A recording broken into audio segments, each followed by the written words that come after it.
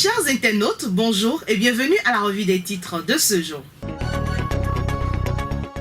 On démarre cette revue avec Le Béninois libéré. Ce quotidien nous titre « Une lourdeur définitivement enterrée ». Il s'agit de la modernisation de la justice au Bénin. À l'actif de Kenom et Wadaï au sujet du dilatoire dans le règlement des petits contentieux. Les détails sont à lire dans ce journal. L'intégralité de l'entretien au sujet de l'annulation de la dette dans l'économie sur TV5 Monde. Les détails également sont à lire dans ce journal. Au Conseil des ministres, accès à l'eau potable pour tous, à Dambi, au service de Parakou. Kenom loue la vertu des réformes dans l'appareil judiciaire. C'est au sujet de l'an 4, justice sous la rupture. Entretien avec le garde des Sceaux. Ce qu'en dit l'honorable Robert Gbian au sujet du renforcement du contrôle de l'action gouvernementale. Les détails sont à retrouver dans Le Béninois libéré. Le matinal, le Bénin, premier en Afrique francophone. Il s'agit de la transparence budgétaire en 2019.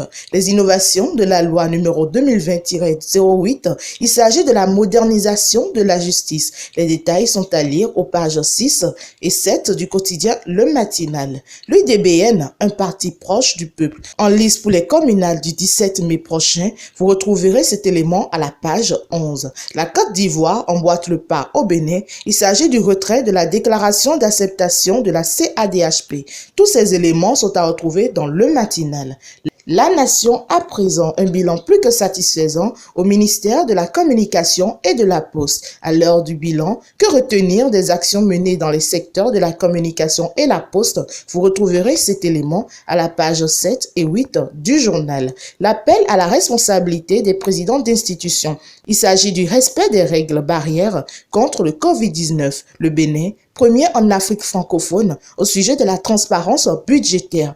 Fin des incertitudes pour les propriétaires terriens. Délimitation du périmètre du projet Route des pêches. Parakou, bientôt à l'abri des pénuries d'eau potable. Il s'agit de l'amélioration des conditions de vie des populations. L'observateur quotidien L'Observateur, Maître Rufino d'Almeida rallume le flambeau de la cohésion entre les communautés à Boycon. Après les excuses du parti Bloc républicain, à la suite de l'affaire Armand Gansset, un véritable coup de maître de la part de Maître Rufino d'Almeida. La délimitation du périmètre du projet de développement touristique de la route des pêches actée. 15 nominations dans les 2 ministères au Conseil des ministres. Eugène Lenayon, maire de la commune d'Afrankou, n'est plus. Carnet noir au Bénin. Le président Patrice Talon exprime sa compassion. Il s'agit du décès du prince et grand maître de l'ordre de Malte. Passons à présent au site du magazine international First Contact Afrique. Le Congo garde son équilibre malgré la crise que connaît l'OPEP.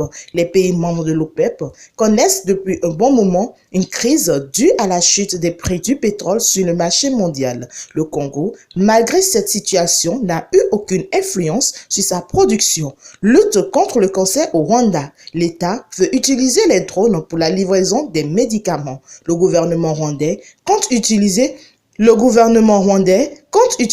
les drones pour acheminer des médicaments contre le cancer. Cette superbe idée intervient dans un contexte où le confinement dû au coronavirus paralyse de nombreux secteurs. Au Bénin, journée internationale de la danse. Le ministre Abimbola rend hommage aux professionnels et amateurs du 4e art. Le monde entier célèbre ce 29 avril 2020 la journée internationale de la danse. Au Bénin, l'événement ne passera pas inaperçu ce mercredi. Nonobstant le contexte particulier marqué par la crise sanitaire liée au coronavirus. Les clauses issues de la réunion du bureau de l'Assemblée nationale en Côte d'Ivoire. Réunis ce lundi 27 avril 2020, le bureau de l'Assemblée nationale a réfléchi sur les modalités de la reprise des activités parlementaires. Il a été décidé du retour progressif des activités dans les tout prochains jours. Vous avez besoin de visibilité internationale. Vous voulez vous faire connaître, vous êtes entrepreneur et vous voulez faire connaître vos produits à l'échelle internationale. Une seule adresse, First Contact Afrique. First Contact Afrique, c'est votre nouveau magazine panafricain qui reflète le visage inconnu de personnalités et d'entreprise. Visitez notre site web www.fcafrique.com sur Facebook, YouTube et Twitter. Retrouvez-nous sur First Afrique TV. Nos contacts 00229 61 50 84 63 0033 689 032 411. First Contact Afrique, c'est l'Afrique qui gagne. First Contact Afrique, c'est l'actualité autrement.